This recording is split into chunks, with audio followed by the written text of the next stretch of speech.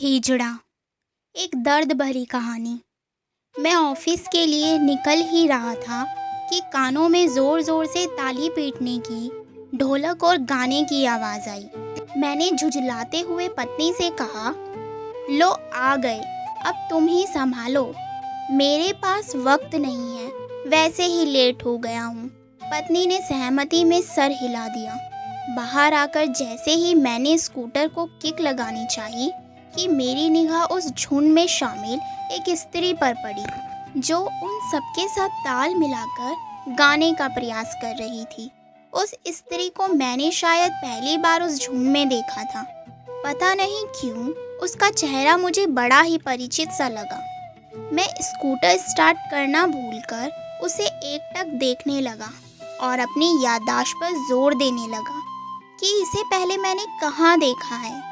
जब तक मुझे कुछ याद आता, वह स्त्री अपने साथियों के साथ अगले घर की ओर बढ़ चली थी।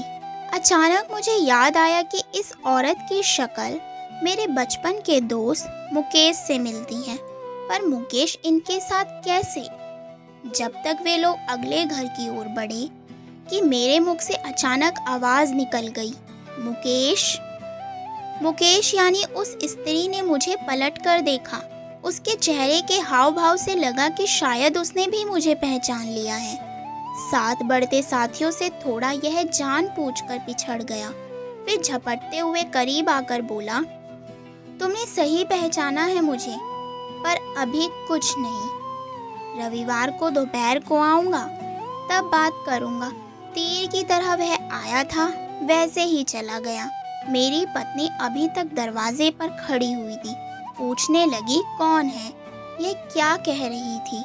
बात इतनी छोटी भी नहीं थी कि एक दो वाक्य में समझाई जा सकती। मैंने टालते हुए कहा, ऑफिस से लौट कर बात करूँगा, अभी देर हो गई है। स्कूटर दौड़ाता हुआ ऑफिस जा पहुँचा, पर शायद उसकी गति से अधिक आज मेरा मन बचपन की ओर दौड़ रहा था। उस वक्त मैं शायद कक्षा 4-5 में पढ़ रहा था।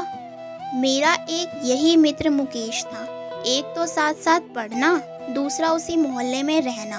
स्कूल के बाद साथ खूब खेलते, घर से जब डांट पड़ती तभी अपने अपने घर जाते।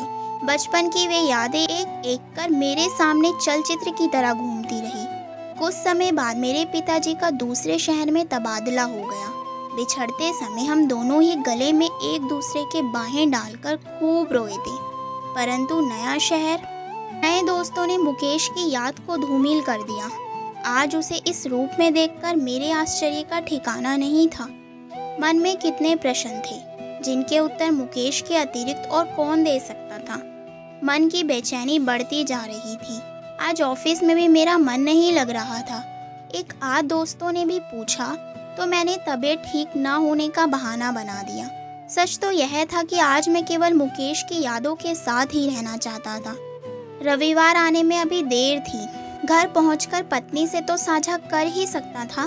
देर रात तक मैं मुकेश के विषय में बात करते हुए सो गया। आज रविवार था और मैं सुबह से ही उसकी प्रतीक्षा कर रहा था।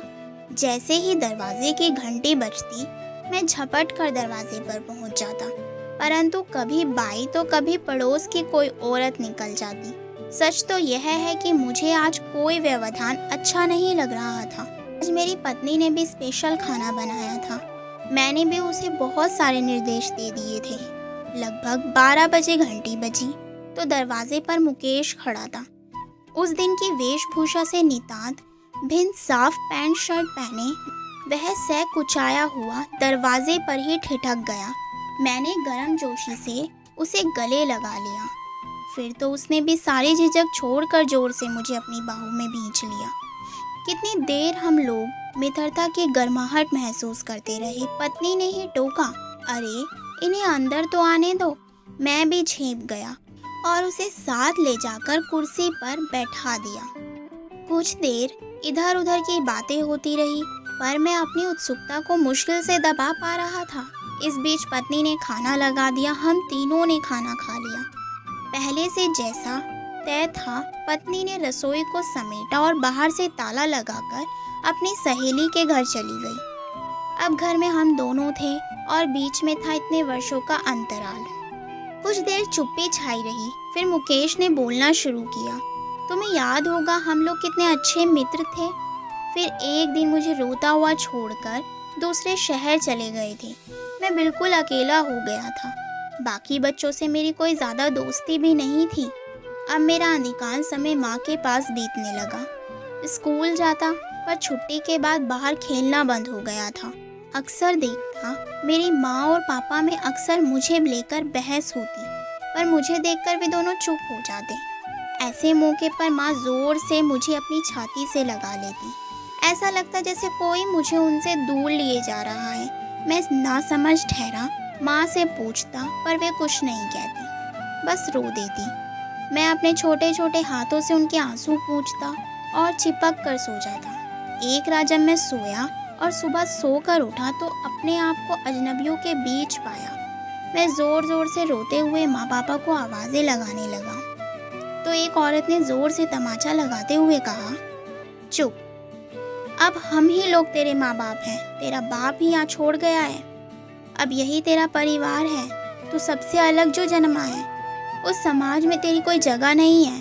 खबरदार, यहाँ से भागने की सोचना भी मत। भागकर गया भी तो भूखा मर जाएगा। 2-3 बार कोशिश भी की, परंतु हर बार पकड़कर ले आया गया। उम्र बढ़ने के साथ साथ समझ में आ गया कि मैं सबसे अलग क्यों हूँ। साथ ही इस बात को भी समझने लगा कि माँ और पापा में झगड़ा क्यों होता था। इतने वर्षों माँ ने समाज से मुझे छिपाए रखा, परंतु कब तक रख सकती थी। पापा को मेरा भविष्य अंधकार में दिख रहा था। भी उस दिन अपने हाथों कोई दवा मुझे दूध में घोलकर पीने को दे दी थी। मेरे बेहोश होने पर उठाकर मुझे इन लोगों को सौंप आए होंगे।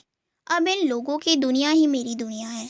थोड़ी देर हमारे बीच चुप्पी छाई रही, फिर मैं बोला, पर मुकेश, अब तो सरकार ऐसे लोगों को मुख्य धारा में मिलाना चाहती है। कुछ योजनाएं भी बनी हैं जिससे तुम आम लोगों की तरह किसी ऑफिस में कर सको। मेरी बात खत्म होते ही मुकेश हंस पड़ा और बोला, दोस्त, किस दुनिया में जी रहे हो? पहली बात तो मेरे पास कोई ऐसी डिग्री नहीं है जो मुझे नौकरी दे सके। दूसरे, हम लोगों के हाव भाव देखते हो लोग समझ जाते हैं। बात करते करते ना जाने कितनी बार अपनी बेचारगी पर रोया। उतनी बार मेरी आंखें भी नम हुई। प्रकृति ने उसके साथ छल किया था, जिसकी सज़ा उसे आजन्म भुगतनी पड़ेगी। मैंने पूछा, मुकेश, अपने माँ बाप, अपना घर आंगन तो याद आता होगा? भले ही याद आए, पर वह सब मैं पीछे छोड़ आया हूँ। माँ के लिए मन ज़रूर कसकता है। उसने भी इतने वर्षों में कलेजे पर पत्थर रख लिया होगा। और पिता जो मुझे अजनबियों के बीच मुझे छोड़ गए, उनकी कोई स्मृति अपने साथ लेकर नहीं चलता। अब पीछे मुड़कर देखने से फ़ायदा भी क्या है? तुम्हें कैसे बतलाऊं कि कितनी रातों को चुपके चुपके रोया हूँ। खुलकर रोने की भी इजाज़त नहीं थी।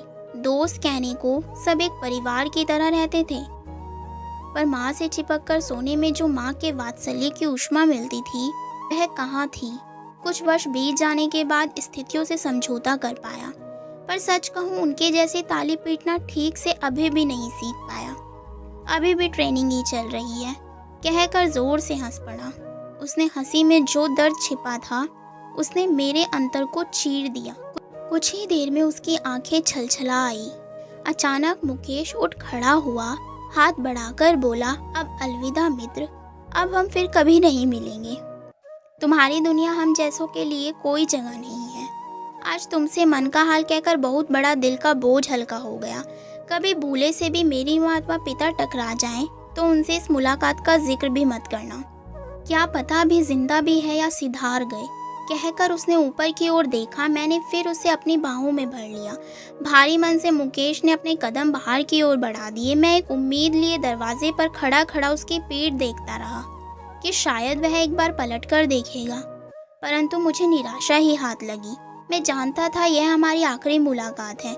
इसके बाद वह केवल मेरी यादों का हिस्सा बनकर रह जाएगा। तो दोस्तों, आज की कहानी आपको कैसी लगी? पसंद आई हो तो चैनल को लाइक सब्सक्राइब ज़रूर करें।